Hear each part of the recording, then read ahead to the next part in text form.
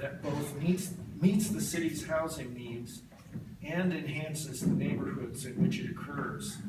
And if the answer is no, where has the city fallen short and what changes would you propose? Oh, we don't do this? No, we don't do that. The answer is no. Where we have fallen short is in a myriad of places. One is we're still stuck with a comprehensive plan that was envisioned a long time ago.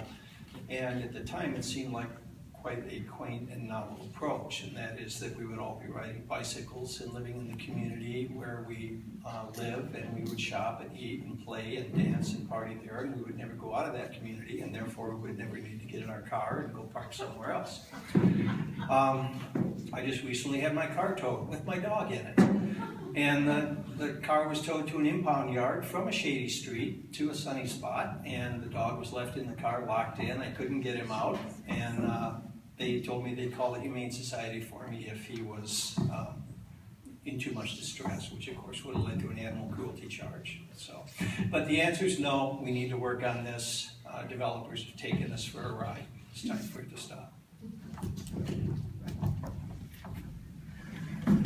No, we haven't. We've built a lot of $750,000 homes.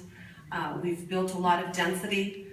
We haven't built affordable density. We haven't brought the amenities with it that our communities want, our parks, our library hours, our community center hours, and we've failed our schools. We need 380 classrooms in the next 6 years to deal with the growing capacity required by the Seattle schools. Seattle schools is getting 1,000 more children into our community every year.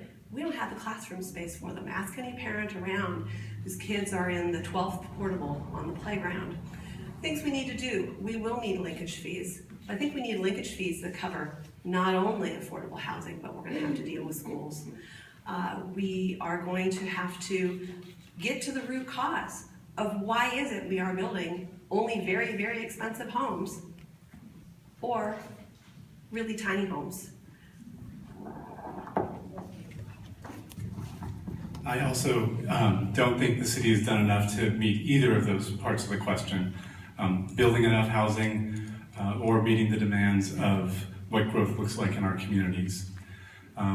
So on one front, how do we decide what our communities look like as they grow? One of the things that we need to do, and we're currently in the process of doing this, is go over our design review policies. This is the opportunity where community gets to work with development to help shape what the development looks like. That system is currently not meeting the needs of community, and the city's going through a review process of that, and hopefully by the end of the year we'll have an opportunity to make some progress there. We're also not building enough housing, and we have to figure out how we can create enough and at the right levels of affordability, and things like the linkage fee will help boost that along. Okay, thanks, Mike. I was actually at Mike's conference at City Hall the other day, and I felt that it's important to show people and put a face on the issue that's going on, the issues going on in Ballard, Central Ballard, the issues that are going on top of Queen Anne and West Seattle. Okay, so I think some of you in the audience obviously already know this or live right next to it.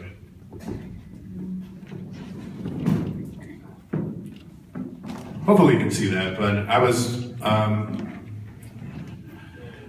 walking through the neighborhood the other day, and Pat over there is now, that's the house that he used to live in.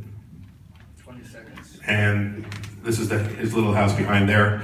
Can you just imagine if you're coming home from vacation and you live over there and then a monolith has been planted and right next to your house? So this construction has to stop. I mean, codes have to be enforced. Stop. Thank you.